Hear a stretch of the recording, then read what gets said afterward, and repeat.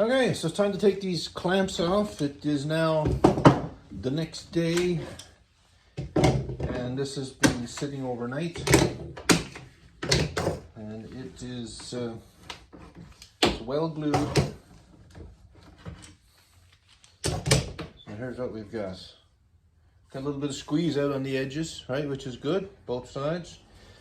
So the thing to do now is to trim the fretboard back as close to the neck as you possibly can, okay?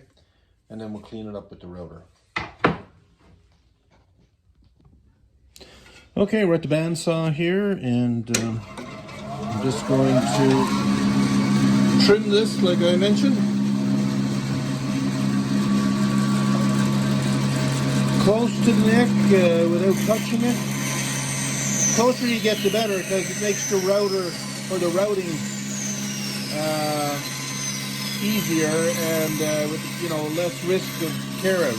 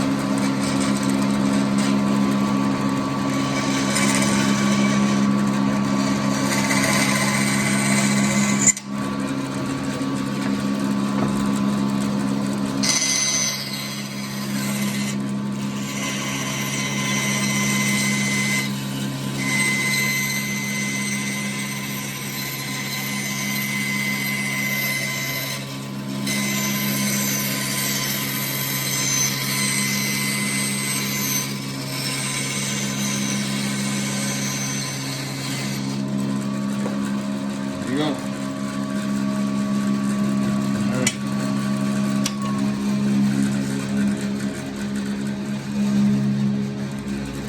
Oh, I gotta cut the back here.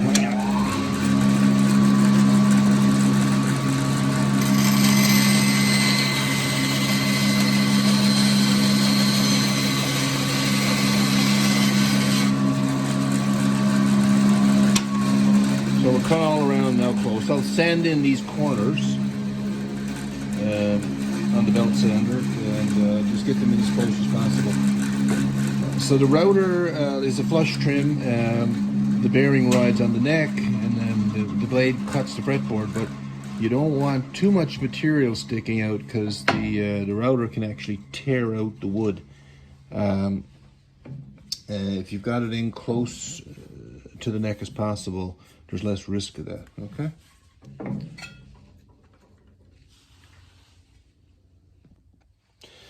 So this is the bit I'm going to use. It's a flush trim bit. It has a bearing down here on the bottom. So the idea is the bearing will ride on the side of the neck, and then the bit will cut the fretboard flush with the neck, okay?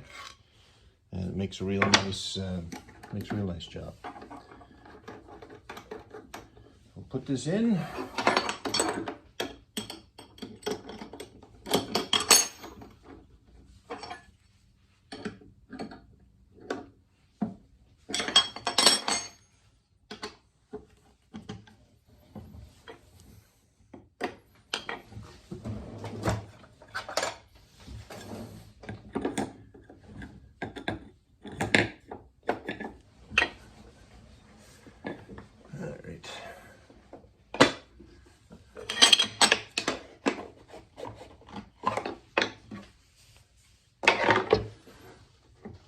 That should do it.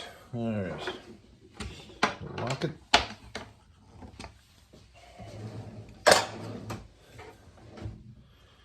Okay, here we go.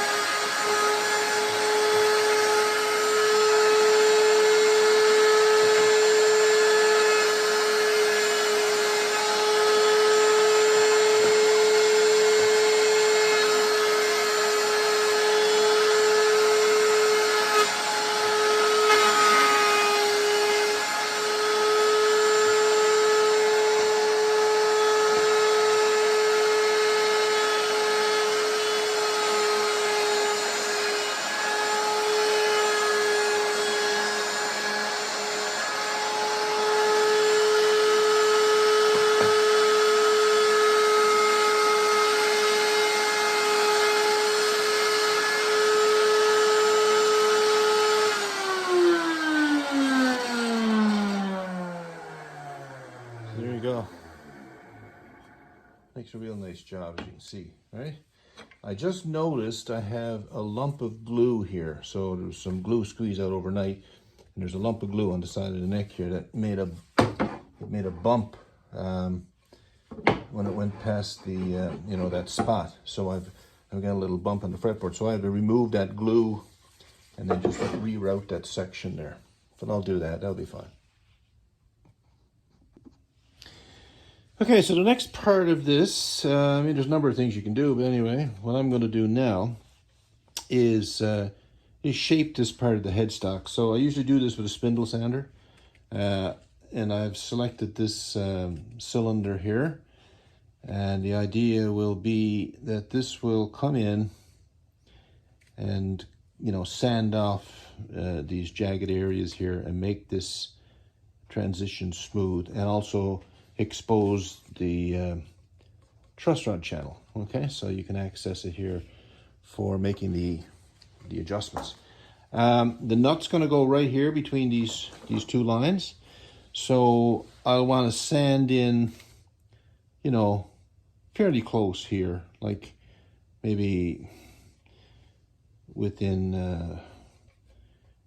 an eighth, quarter of an inch, probably quarter of an inch, because, you know, the strings need to have space to angle down towards the tuners.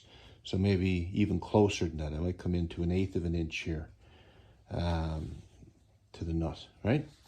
But this cylinder here should make a decent shape, I think, a nice smooth transition here. So we'll put that on and I'll come back.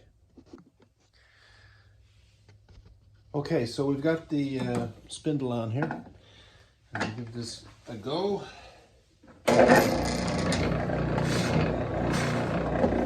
this has to be done as square as you possibly can. So I have to try and eyeball it. I don't like eyeballing things too much, but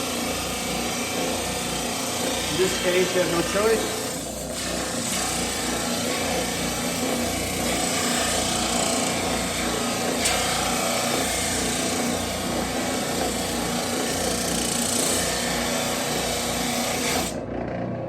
See what this is doing here, right?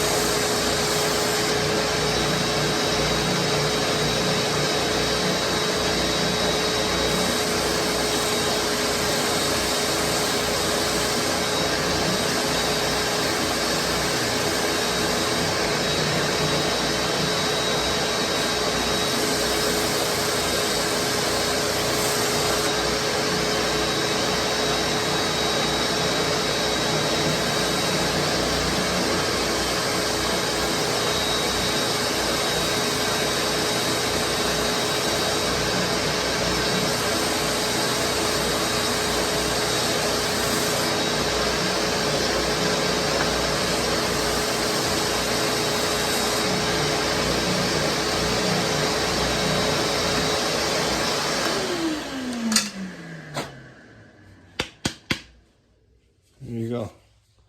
So now we've got, you know, what was a jagged surface here is now a nice, smooth, kind of a gently scalloped surface right here. So strings will come in over the nut, and, you know, I can always file this away another little bit if I need to allow room for the strings to angle down, right? So if they touch on this end of the fretboard, I can trim that away.